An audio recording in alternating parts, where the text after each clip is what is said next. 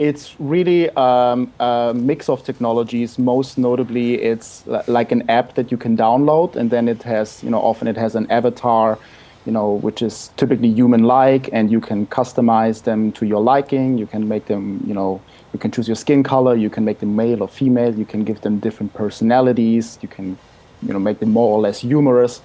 And then you can chat with them via text or with some of these even via audio and video chat.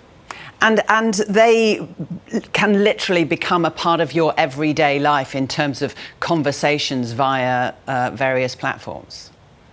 If you let them, yes. So some of these products, like the one you're showing right now, Replica, are designed to be, highly, engaging and fostering users' attachment up to a point where some of them will, literally marry them and exchange wedding vows with them, introduce them to their families, swear loyalty and monogamy with them.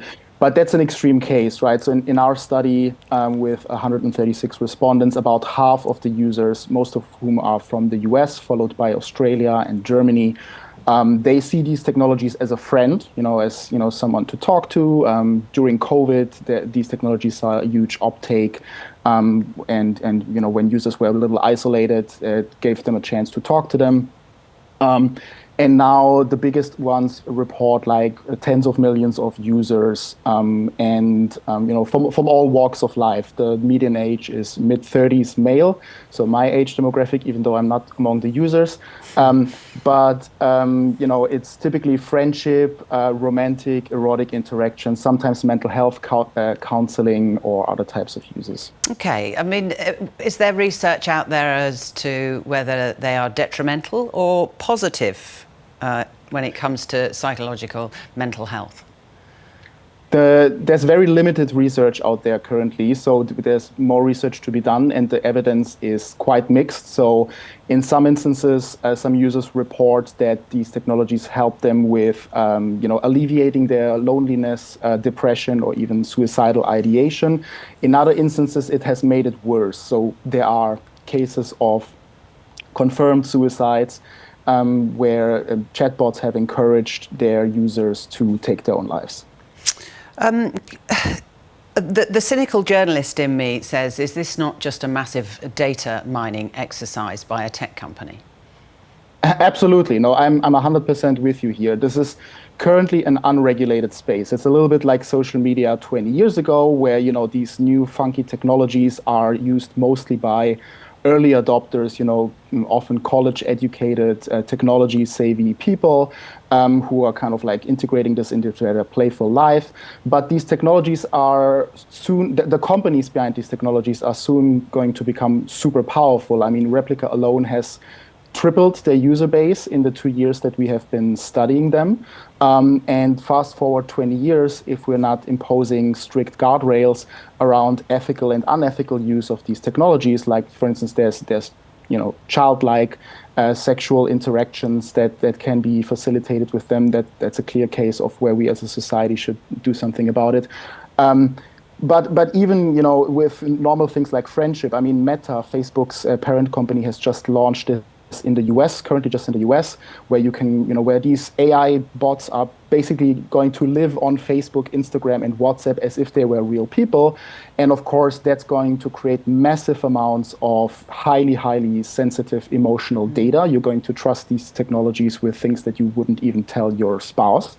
And that makes, that opens the floodgates for all kinds of emotional vulnerabilities and manipulation.